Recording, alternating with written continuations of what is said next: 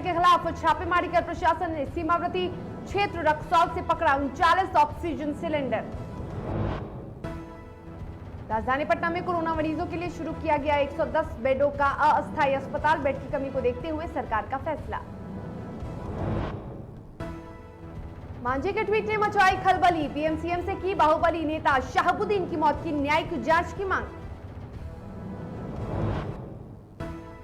बढ़ते संक्रमण को लेकर सुप्रीम कोर्ट की सलाह। राज्य सरकारें स्थितियों को देखकर जल्द करें लॉकडाउन पर विचार।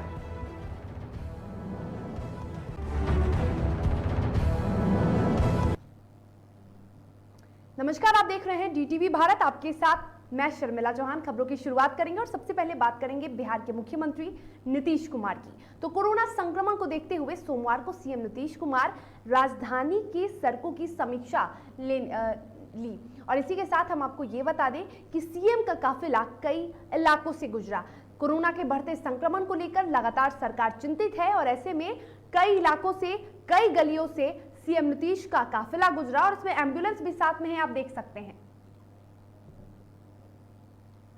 इस वक्त हम मौजूद हैं सीएम आवास के पीछे। आप देख सकते हैं कि यह सीएम हाउस है जहां पे कारपेट आया है मुख्यमंत्री का। कुछ देर पहले ये कोरोना का संक्रमण जो है इसके बाद उन्होंने साफ तौर पर अभी राजधानी पटना का भ्रमण किया है। वो कंकर बाग गए हैं, गांधी मैदान गए हैं, जिसके बाद सब्जी मंडी मीठापुर होते हुए अभी वह अपने आवास पर आ गए हैं। कहीं ना कहीं ये हफ्ते में दूसरी बार ऐसा हुआ है जब मुख्यमंत्री खुद औपचारिक रूप से सड़कों पर निकले हैं और मुआयना किया है। हालांकि जो कोरोना संक्रमण है वो काफ़ी तेजी से फैल रहा है, बिहार चाहे पूरे भारत में हो। आपको बता दें कि बीते दिन जो कोरोना संक्रमित मरीज पाए गए हैं वो 13,000 से ज़्यादा है। हालांकि रिकवरी रेट में कुछ उछाल तो जरूर आया है, लेकिन जो मौतें हैं वो लगातार बढ़ती जा रही हैं। आपने तस्वीर में देखा किस तरीके से मुख्यमंत्री नीतीश कुमार ने पटना जंक्शन के पीछे से मुआयना किया है, सब्जी मंडी गए हैं, कंकर बाग गए। इतना ही नहीं, वो गांधी मैदान का भी मुआयना किए और कहीं ना कहीं ऐसा भी आशंका लग रहा है कि कहीं बिहार में लॉकडाउन जैसी स्थिति न हो जाए, क्योंकि जो कोरोना संक्रमण है वो काफ़ी ज़्यादा भयावह हो रहा है। जो ऑक्सीजन की किल्लत बिहार में नज़र आ रही है और जो दवाई हैं वो भी समय पर नहीं मिल पा रहे हैं। हालांकि कुछ ऐसा हो गया है कि बीते दिन 1 मई से 18 वर्ष के ऊपर के लोग जो थे उनको कोरोना का वैक्सीन भी लगाना था,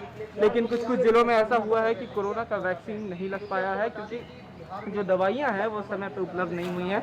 ऐसे में आज मुख्यमंत्री नीतीश कुमार का पटना का भ्रमण करना एक कहीं ना कहीं एक संकेत जरूर दे सकता है कि बिहार में लॉकडाउन का स्थिति फिर से नहीं बन रहा। कैमरा पर्सन अमित के साथ मैं उत्कर्ष, डीटीवी भारत, पटना। बिहार में बढ़ते कोरोना संक्रमण को देखते हुए मुख्यमंत्री नीतीश कुमार ने एक बार फिर बड़ा फैसला लिया है, बड़ा ऐलान किया है। सीएम नीतीश कुमार ने आदेश जारी कर पत्रकारों को फ्रंट लाइन वर्कर की श्रेणी में शामिल किया है। सीएम के आदेश के मुताबिक प्रिंट, इलेक्ट्रॉनिक और वेब मीडिया के पत्रकारों को शामिल करने का निर्णय लिया गया है और ट्वीट कर नीतीश कुमार ने भी इस बात की जानकारी दी है। ऐसे में सभी पत्रकारों को चिन्हित कर प्राथमिकता के आधार पर कोविड-19 का टीका लगाया जाएगा। उन्होंने कहा कि कोरोना संक्रमण के दौर में पत्रकार भी अपनी भूमिका का बेहतर निर्वहन कर रहे हैं। वे कोरोना के प्रति लोगों को जागरूक कर रहे हैं और ऐसे में पत्रकारों को भी फ्रंटलाइन वर्कर की श्रेणी में रखने का फैसला लिया गया है। और देश भर में वैक्सीनेशन का तीसरा चरण शुरू हो चुका है, लेकिन बिहार में 18 वर्ष से अधिक उम्र के लोगों का वैक्सीनेशन कब शुरू होगा ये अब तक तय नहीं हो पाया है। पटना के गार्डिनर अस्पताल अधीक्षक का कहना है कि अभी करीब 15 से 20 दिन का वक्त और लग सकता है।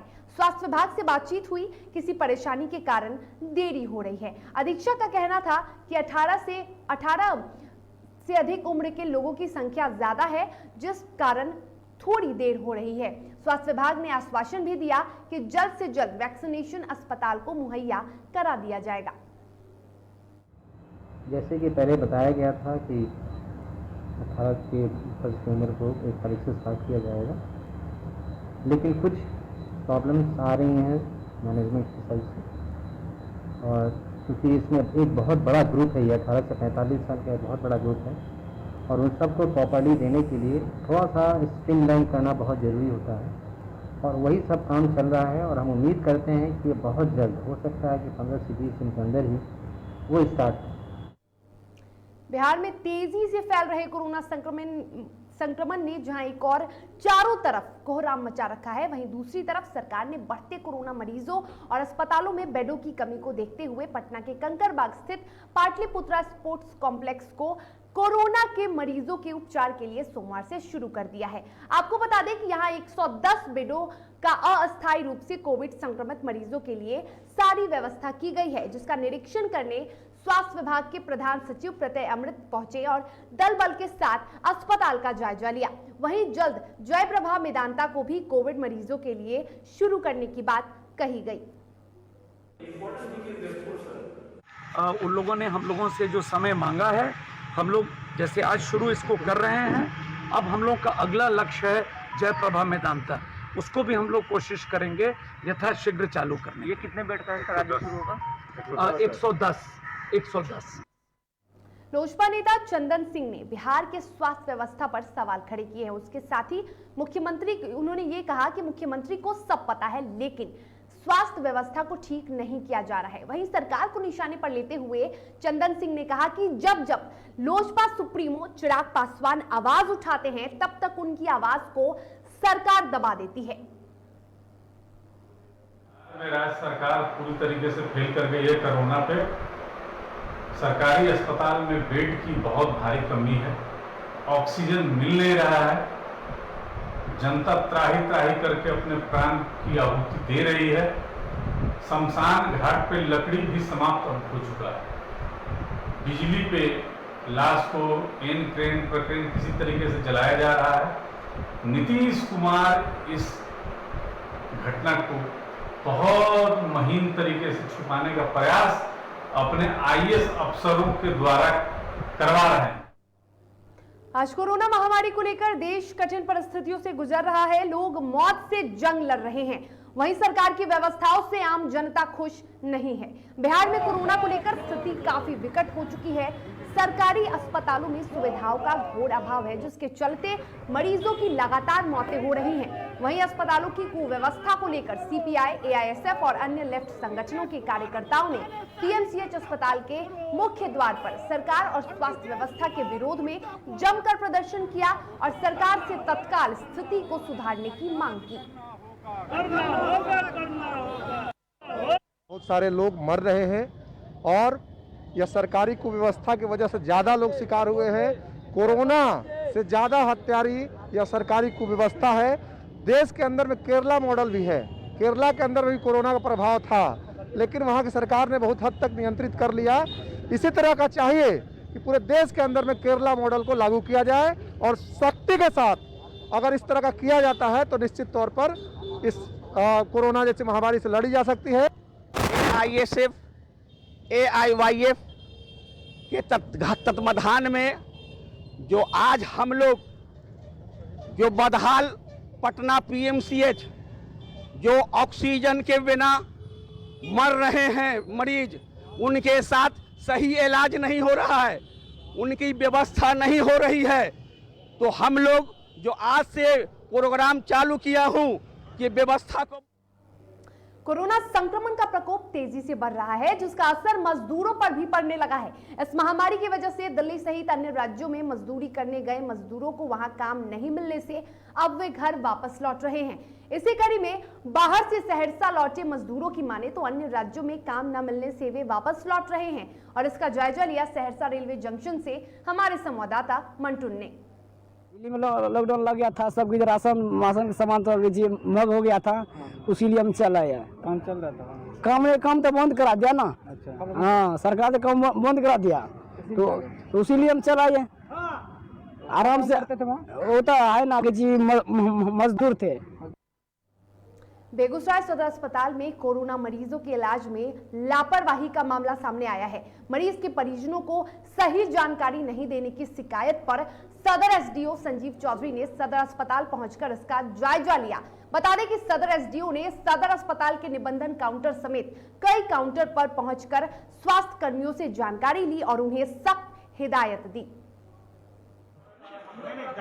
ताकि जो भी कोविड के पेशेंट आ रहे हैं उनके साथ प्रॉपर जो व्यवहार होना चाहिए वो हो। साथ साथ ये किसी प्रकार की ये शिकायत नहीं आए कि किसी को यहाँ से अनावश्यक रूप से लौटा दिया गया। तो यहाँ पे यही निरीक्षण किया गया। निरीक्षण में पाया भी है कि प्रॉपर जाँच भी हो रहा है और जिनको ये लगता है कि हमारे पास सदर अस्पताल के साथ साथ क्योंकि हमारा इंजीनियरिंग कॉलेज में भी आइसोलेशन सेंटर है, साथ साथ कोविड केयर सेंटर है, साथ साथ बलिया। तो ये लोग प्रॉपर कोई भी मरीज आते हैं तो उसका जांच करके और जो उसकी स्थिति होती है। लखीसराय के सदर अस्पताल में ऑक्सीजन के अभाव में 2 लोगों की मौत हो गई। वहीं इस घटना के बाद मृतक के परिजनों ने मामले में डॉक्टर की लापरवाही का आरोप लगाया है। उनके मुताबिक कोरोना मरीजों की हालत लगातार बिगड़ रही थी, बावजूद इसके उन्हें ऑक्सीजन मुहैया नहीं कराया गया, जिसकी वजह से उनकी जान चली गई।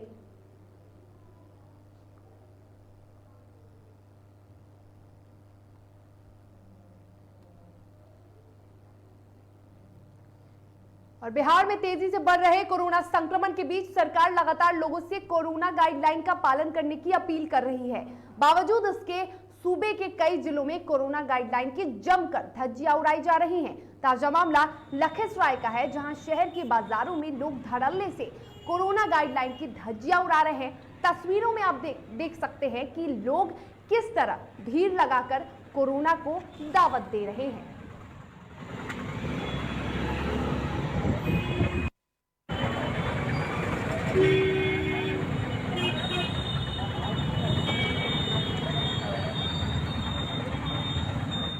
तो तस्वीरें लखीसराय की आपको दिखा रहे हैं, जहां कहीं से भी ये नहीं दिख रहा, लग रहा कि बिहार में या फिर लखीसराय की बात कर ले तो लखीसराय में पाबंदियों को लागू किया गया है। और ऐसे में आप देख सकते हैं तस्वीर, लगातार लोगों की भीड़ नजर आ रही है सड़क पर ना तो कोई कोरोना गाइडलाइन का पालन किया जा रहा है, दुकानें तमाम खुली हुई हैं और इसके अलावा भी बहुत सारे ऐसे लोग हैं जिनके चेहरे पर मास्क नजर नहीं आ रहा है।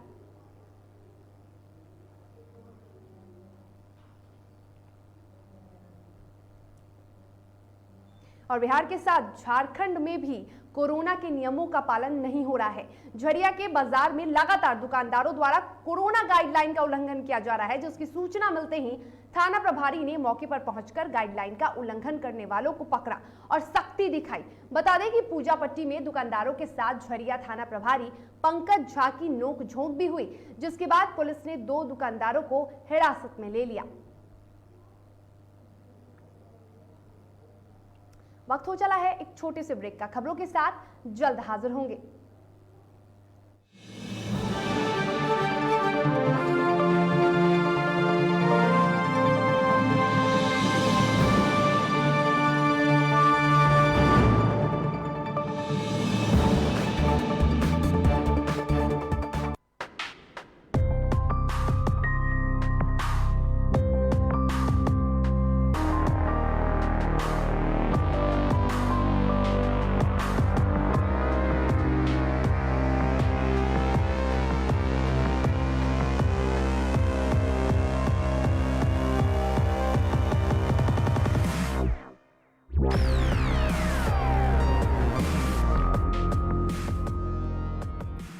मैं नीरज कुमार वेदपुरिया, क्लिनिकल साइकोलॉजिस्ट, पारस HMRI हॉस्पिटल से।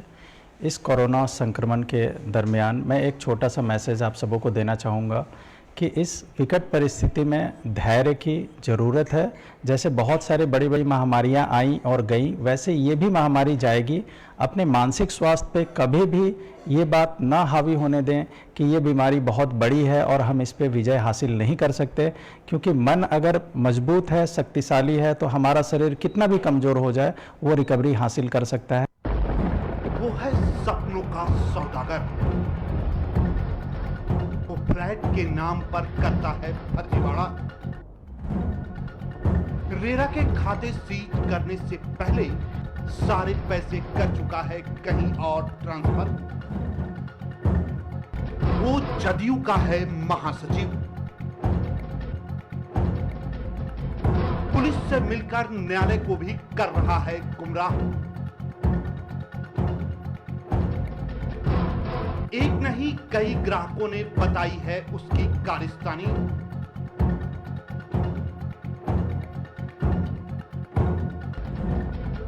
पूरे सबूत के साथ उसके हर रात पर से उठेगा पर्दा। टीटीवी भारत जल्द करेगा उसे बेनकाब।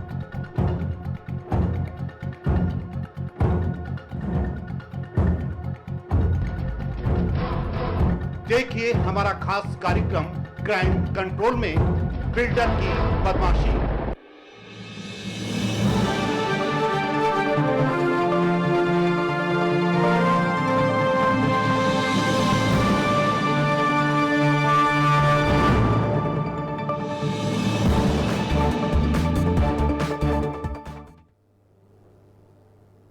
के बाद एक बार फिर से आपका स्वागत है। खबरों में आगे बढ़ेंगे। खबर मधुबनी की है, जहां सदर अस्पताल में तैनात एक गर्भवती नर्स की कोरोना से मौत हो गई।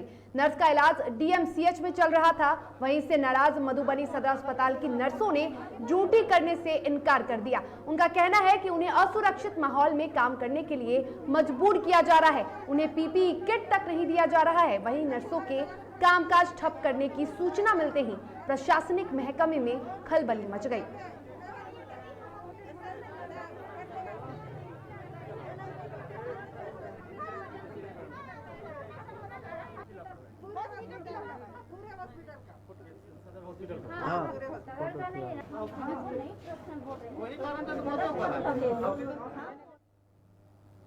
डॉक्टर को धरती का भगवान कहा जाता है और भगवान का दूसरा रूप भी माना जाता है। इस कहावत को सच कर दिखाया है बिहार के मुंगेर जिले के तारापुर अनुमंडल अस्पताल के डॉक्टर और नर्सों ने, जहां डिलीवरी केंद्र में डॉक्टरों और नर्सों ने पीपीई किट पहनकर कोरोना पॉजिटिव गर्भवती महिला की सुरक्षित डिलीवरी कराई। फिलहाल जच्चा और बच्चा पूरी तरह से स्वस्थ हैं।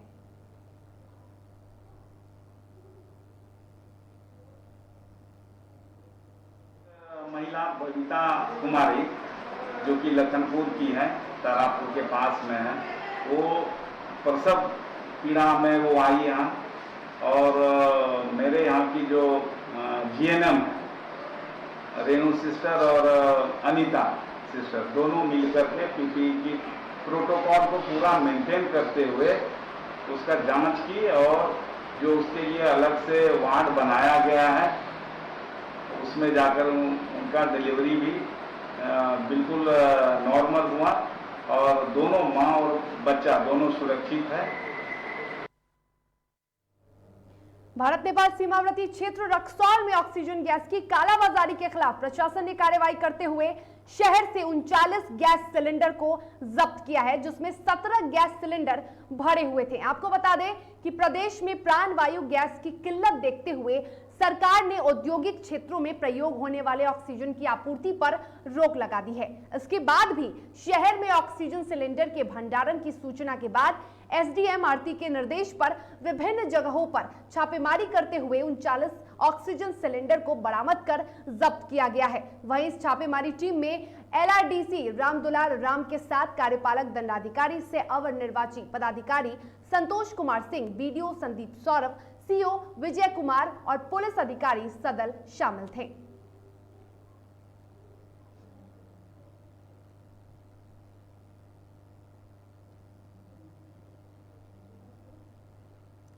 तो रक्सौल में कालाबाजारी के खिलाफ प्रशासन ने एक बड़ी कार्रवाई की है और करीब 39 ऑक्सीजन सिलेंडर को बरामद किया। एक तरफ पूरे देश के साथ बिहार में भी ऑक्सीजन की किल्लत की खबरें आप लगातार सुन रहे हैं और ऐसे में कालाबाजारी को भी लेकर प्रशासन पूरी तरह से सख्त है।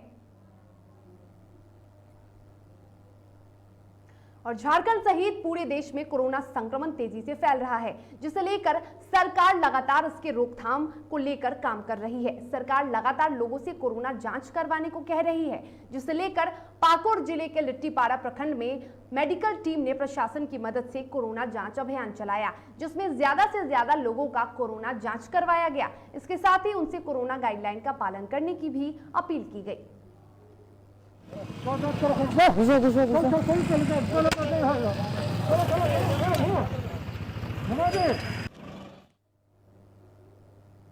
और देश में कोरोना महामारी की स्थिति को देखते हुए रविवार को सुप्रीम कोर्ट ने केंद्र और राज्य सरकारों को आदेश दिया था कि लॉकडाउन लगाने के बारे में गंभीरता से विचार करें। कोर्ट ने कहा कि हम केंद्र और राज्य सरकारों से अपील करते हैं कि वो ऐसी गतिविधियों पर रोक लगाए जहां अधिक संख्या में लोगों के इकट्ठा होने की संभावना हो सकती है।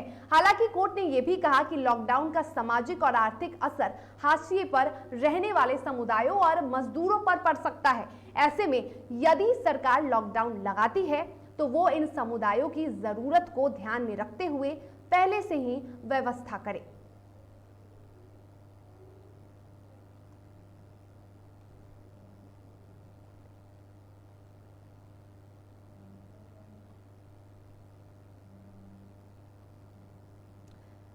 तो आपको बता दें कि क्या कारण है कि कोर्ट अभी चिंतित है। लोगों को अपने घरों से जरूरी उपकरणों की व्यवस्था करने के लिए छोड़ दिया गया है। सुप्रीम कोर्ट की यह चिंता भी जायज है। अलग अलग राज्यों और स्थानीय प्रशासन अपने नियमों का पालन कर रहे हैं।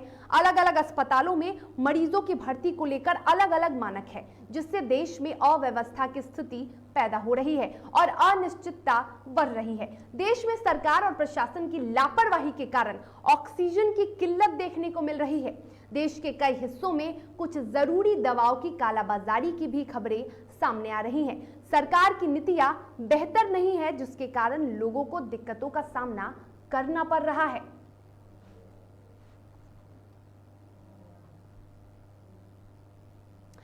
और अब बात करते हैं बिहार के राजनीतिक गलियारों की। बिहार के पूर्व मुख्यमंत्री और हिंदुस्तानी आवाम मोर्चा के संस्थापक जीतन राम मांझी ने एक बार फिर से ट्वीट कर बिहार की राजनीति में खलबली मचा दी है। अपने ट्वीट में उन्होंने लिखा कि माननीय प्रधानमंत्री, गृह मंत्री और दिल्ली के मुख्यमंत्री को मैं आग्रह करता हूं कि सिवान के पूर्व सांसद स्वर्गीय शहाबुद्दीन मरहूम के निधन की न्यायिक जांच और उनका अंतिम संस्कार राजकीय सम्मान के साथ किया जाए। और इस ट्वीट में उन्होंने बिहार के मुख्यमंत्री नीतीश कुमार को भी टैग किया है।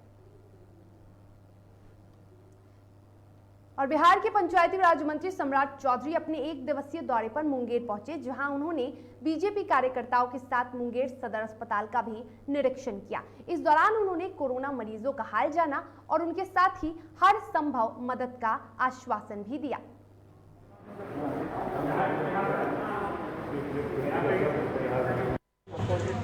पूरा बिहार सरकार भी चिंतित है कि किस तरह इसको पूरी व्यवस्था किया जाए। बेड सफिशिएंट नंबर ऑफ हमारे उपलब्ध है। गैस पाइपलाइन की व्यवस्था करनी है। इसको हम लोग को ऑक्सीजन कैसे सभी लोगों को मिल सके। अभी कम लोगों को मिल रहा है, इसको अधिक बढ़ाना है। गैस सिलेंडर हमारे सब सफिशिएंट है ऑक्सीजन से, लेकिन वो सभी जगह नहीं मिल पा रहे। इसकी व्यवस्था करनी है। कुछ जगह एम्बुलेंस और मौसी वैन की व्यवस्था करने के लिए लोगों ने आग्रह किया। उस पर बात करेंगे अभी हम लोग, उसको भी हम लोग करेंगे। बिहार में कोरोना काल में भी अपराध थमने का नाम नहीं ले रहा। ताजा मामला नालंदा जिले के मुंडारी गांव का है, जहां बच्चों के बीच हुए विवाद में एक अधेड़ की गोली मारकर हत्या कर दी गई। घटना के संबंध में मिली जानकारी के अनुसार 15 दिन पहले हुए दो पक्षों के विवाद में इस घटना को अंजाम दिया गया। फिलहाल घटना की सूचना मिलते ही मौके पर पहुंची पुलिस ने शव को कब्जे में लेकर पोस्टमार्टम के लिए भेज दिया है और आगे की कार्रवाई में जुटी है। चले मैदान गलखिन तार गोली मार दल का है। अभी कार्यालय नरेश राम और सुरेश राम और संतोष बेटा की विक्की के जरूर मारो। उसको जहाँ भी पकड़ा, जहाँ विक्की को छेक को मार दो, दम जान से मार दो। हमारे बाल बच्चा का गोली नहीं चले। ये मुंडारी गाँव है। क्या हुआ? मर्डर हो गया। गोली चला था? गोली चल रहा है, मर्डर हो गया है। अच्छा। गोली मार दिया ऐसे ही। काहेला? बच्चा के लड़ाई में गोली मार दिया। बस जा रहे थे, बच्चन के कुल के साइड कर रहे थे, मार दिया। मांग जाए लाश नहीं उठने दीजिए, मुआवजा दीजिए सर। दरभंगा पुलिस को बड़ी सफलता हाथ लगी है, जहां पुलिस ने छापेमारी कर 1 महीने से फरार चल रहे लूटपाट के साथ हत्या की घटनाओं को अंजाम देने वाले गिरोह के 7 अपराधियों को गिरफ्तार किया है। आपको बता दें कि गिरफ्तार अपराधियों के पास से पुलिस ने 2 पिस्टल, 5 जिंदा कारतूस, चाकू, लूट के 14 मोबाइल के साथ 60,000 नगद भी बरामद किया है। फिलहाल 7 अपराधियों को गिरफ्तार कर जेल भेज दिया गया है। 7 अपराध कर्मियों की गिरफ्तारी हुई है और ये सभी अपराधकर्मी वैसे हैं जो पिछले 1 माह में सदर थाना क्षेत्र अंतर्गत, उसके बाद सिमरी थाना क्षेत्र और बहादुरपुर थाना क्षेत्र अंतर्गत इन लोगों ने अपराध किया है। उसमें मुख्यतः जो राहगीर होते थे, जो बाइक से जाते थे, उन पर हमला करते थे चाकू से, और यदि राहगीर ने प्रतिरोध किया तो उन पर फायरिंग करके उसे जख्मी कर देते थे और उसकी बाइक और उनके पास जो भी कैश होता था वो लूटपाट कर लेते। इसी क्रम में सदर थाना क्षेत्र अंतर्गत भी एक घटना घटी थी कुछ दिन पहले, जिसमें उनकी मृत्यु हो गई थी और वो बाइक लूट लिए थे। सिमरी थाना क्षेत्र में भी 2 घटनाएं घटित हुई थी। इस सभी कांडों का उद्भेदन कर लिया गया। मुंगेर में अपने पड़ोस के लड़के के ब्लैकमेलिंग से तंग आकर एक युवती ने 4 मंजिला इमारत की छत से कूदकर अपनी जान दे दी। वहीं इस घटना के बाद मौके पर पहुंची पुलिस मामले की जांच कर रही है। दरअसल मुंगेर के कोतवाली थाना क्षेत्र के गुलजार पोखर इलाके में एक लड़की ने अपने पड़ोस के लड़के द्वारा शादी का दबाव बनाने और शादी नहीं करने पर लगातार ब्लैकमेलिंग से तंग आकर अपनी जान दे दी। वहीं मृतक के परिजनों ने युवक को समझाने की कोशिश भी की थी, लेकिन वो नहीं मान रहा था। कल हम लोग को बता रहा था कि हमेशा भैया ब्लैकमेल करता हमको मेरा वीडियो बना के रखे हुआ है, मेरा फोटो रखे हुआ है, हमेशा हमको ब्लैकमेल कर रहा है। भैया हम क्या कर रहे हैं, कल हमको बोली तो रात में गए 9 बजे उसके पास कि क्या है तुम ऐसा क्यों कर रहे हो, तो 9 बजे से वो जैसे समझाने गए उल्टा तो जो है वहाँ पे था वो लोग 10-15 लोग उल्टा हम लोग 4 भाई थे, हम लोग को ही मारा। और इसी के साथ खबरों के सफर में फिलहाल इतना ही, लेकिन डीटीवी भारत भी आपसे लगातार यही अपील कर रहा है कि आप भी कोरोना के नियमों की अनदेखी ना करें, नियमों का पालन करें, क्योंकि आप सुरक्षित रहेंगे तो आपका परिवार सुरक्षित रहेगा, हमारा देश सुरक्षित रहेगा। नमस्कार।